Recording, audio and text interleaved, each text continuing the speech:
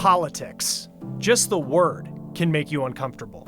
You're watching other people talk about things unrelated to you, except, oh, it is related to you, and it's almost confusing. And while there is still a long way to go until the next presidential election in 2024, 2022 could prove to be just as important. I voted for the other guy. I identify as a Democrat. This week, we look ahead to the midterms, the races that could impact you no matter where you live, and the topics that could mean the most to voters this year. And I'm going to continue to vote. This, come hell or high water, is The Race.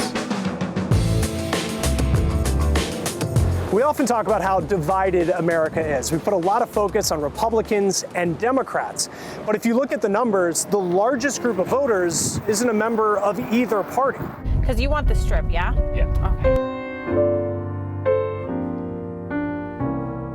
We took a ride with Las Vegas native Esmeralda Vieta through her hometown. You'll find, too, that locals don't like to come out to the strip very often.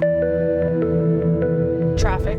I found, we can talk about traffic. Like many Americans, it isn't just traffic that frustrates her. Even though a Republican can say and promise ABC, a Democrat can promise D, E, and F, but I might like A and a little bit of E, so it's not just red and blue anymore. We had a conversation about politics, an honest one. I don't watch the news because at this point, all it is this candidate this and this candidate that, and let me find something else to talk bad about this other person. And it's like, that's not what politics is. Like, politics is about what are your values? We try to stay away from it on our, but I hear you, I wanted to talk to her because at a time when it can feel like political party loyalty has never been stronger, she recently decided to no longer be a member of one. It's a little heartbreaking, right? Because right out of high school, I was full-on Democrat and voting Democrat all the way. Today, she is a registered independent voter. In Nevada, they're called nonpartisans. She told me after the 2020 election, she was fed up. It got very messy, and it got very, you're either with me or you're against me. By leaving the Democratic Party, she became part of the largest group of voters in America. Look at how since 2004, independents have grown to outnumber Republicans and Democrats. I think that's one of the things you see nationally is this sort of swinging from Democratic to Republican control, right? It's the voters are saying no to both parties, not necessarily yes to either one here. Few people know more about politics and independent voters in this state than David Damore. He's taught politics at the University of Nevada, Las Vegas for more than 20 years. You know, when I want to say 16, you go back, Trump carried them narrowly here. They shifted to Biden 2 years ago here. So it's a real uncertainty here. He says nonpartisan voters in Nevada could have a big impact everywhere. This November, Democrat U.S. Senator Catherine Cortez Masto could be voted out, and some say thanks to independents, replaced with a Republican challenger. Independents, I mean, they have a lot of power in these elections. They do, absolutely they do. They're going to decide it here. And many who watch politics say it could be the same situation in many places this November. And independents might have even more power if people like Jeremy Gruber get their way. We're seeing a real sea change in the way voters affiliate in this country. His nonpartisan, nonprofit group, Open Primaries Education Fund, is pushing for all states to open their primary elections to independent voters. This year, in these 12 states, independents aren't allowed to vote in primaries, only in the general elections. They're taxpayer funded. We pay millions of dollars every year to fund primaries. They are, for all intensive purposes, public elections, but we let the parties decide which members of the public can and can't participate. And a lot of people don't like talking politics, especially on television. Yeah. Why do you want to talk about it? I think it's important for people to not be scared. This fall, Esmeralda will vote in her first election as not a member of either of the two major political parties. It's okay. This is what America is, right? We are entitled. We have a right to our own voice. She says whoever gets her vote will get it based on her beliefs, not a party's or a platform's.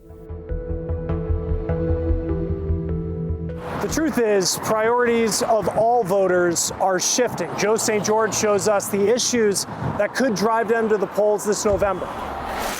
Midterm elections are a lot like a puzzle. Each piece like an individual race.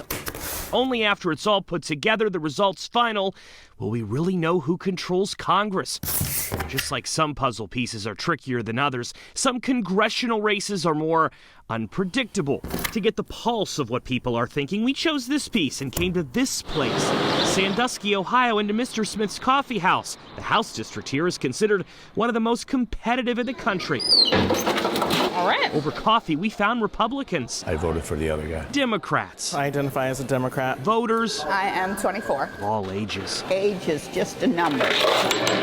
Midterm elections tend to be referendums on the current president. Personally, I voted for him, and I do not feel like he's doing a great job. Which is why Haley Swanger's opinion is interesting. She's 24, a nurse. Housing is on her mind. Like, I hardly make enough money to even save anything to buy a house or put a down payment on a house. Sally, who is 86, He has taken care of the vaccines. also voted for the president, but the pump price worries her. Inflation is not the way it should be. The gasoline, I drive 36 miles one way to get to work. We all have different opinions. Mark Harper, who's here too, says the people in charge deserve more credit. He only has so much ability to control gas prices. As for Republicans we met, Healthcare is a big issue. John Rarbarker votes proudly conservative, but he does wish his party would work more to figure out prescription drugs. And my regular prescription is $1,400 a month for one. How do you afford that? Well, I can't now. One thing that struck me. Do you ever think about what happened on January 6th? Is that like...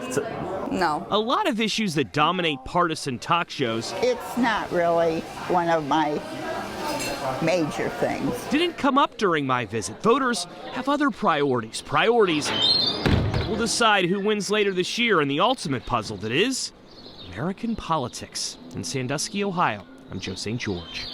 9 states have passed stricter voting laws this year, and some say they're stopping more than just voter fraud. The new obstacles that people with disabilities say these new laws are creating. You're watching The Race.